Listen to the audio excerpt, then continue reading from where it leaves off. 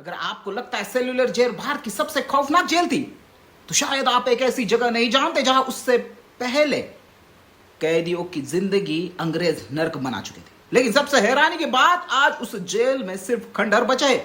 फिर भी जो भी वहां जाता है एक ही सवाल लेकर लौटता है, आखिर वाइपर आइलैंड इतना खौफनाक क्यों था? और इसका जवाब सेल्यूलर जेल से भी ज्यादा डरावना है। और आज की कहानी में हम वही देखने वाले हैं। कहानी शुरू होती है 1858 से। 1857 की क्रांति के बाद ब्रिटिश सरकार हजारों भारतीय कैदियों को मुख्य भूमि से बहुत दूर भेजना चाहती थी, एक ऐसी जगह जहां से भागना लगभग असंभव। तभी अंडमान के एक छोटे से द्वीप वाइपर आइलैंड को जेल में बदल दिया गया। लेकिन यह सिर्फ शुरुआत थी, क्योंकि यहां कैदियों के साथ जो होता था उसने पूरे द्वीप को बदनाम कर दिया। सबसे पहले एक सवाल जिसका जवाब बहुत कम लोग जानते हैं, आखिर इस द्वीप का नाम वाइपर क्यों पड़ा? क्या यह जहरीले सांप बहुत थे? नहीं, असली कहानी एक ब्रिटिश जहाज से जुड़ी है जिसका नाम था HMS वाइपर। इसी जहाज के नाम पर इस द्वीप का नाम वाइपर आइलैंड। लेकिन असली डर नाम से नहीं, उस जेल के अंदर था जहां हर सुबह नई सजा इंतजार करती थी। यह साधारण अपराधी नहीं आते थे, ज्यादातर 1857 के विद्रोहों से जुड़े भारतीय कैदी यहां लाए जाते थे। ब्रिटिश चाहते थे कि वे अपने परिवार से हमेशा के लिए कट जाए, लेकिन कैद उनकी सबसे बड़ी सजा नहीं थी। असली सजा हर सुबह शुरू होती थी। सूरज निकलते ही कैदियों को बाहर निकाला जाता।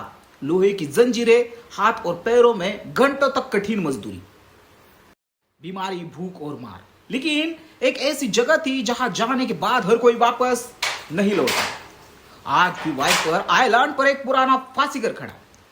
यही मौत की सजा दी जाती थी। कई स्वतंत्र सेनानी यही अपनी आखिरी सांस तक पहुंचे। लेकिन अगर यह जेल इतना खौफनाक थी, तो अंग्रेजों ने नई जेल बनाने का फैसला क्यों किया? समय बीता, कैदियों की संख्या बढ़ती गई।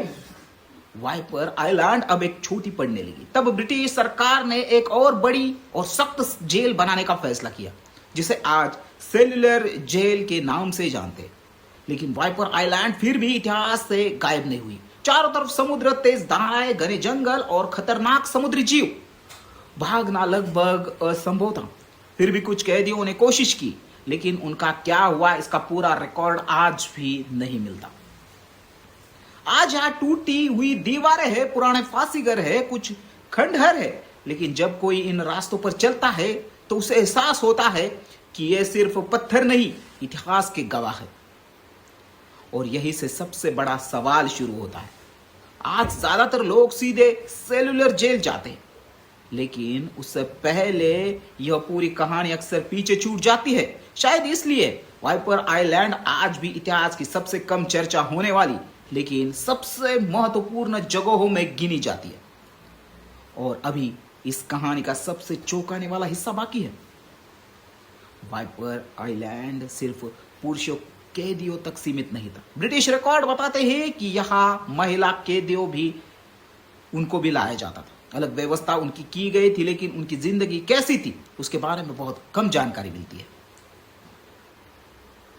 यही से रहस्य और गहरा होता जाता है। ब्रिटिश जानते थे अगर इन कैदियों की कहानी भारत तक पहुंच गई तो विद्रोह और बढ़ सकता है। इसलिए इस जेल को समुद्र के बीच दुनिया से दूर बनाया गया। लेकिन इतिहास कभी पूरी तरह छुपा नहीं पाया। आज यहां सन्नाटा है, टूटी दीवारें है, पुराने पेड़ है, लेकिन जब कोई फांसीगर के सामने खड़ा होता है तो उसे एहसास होता है कि यह जगह कभी दर्द से बहुत भरी हुई थी।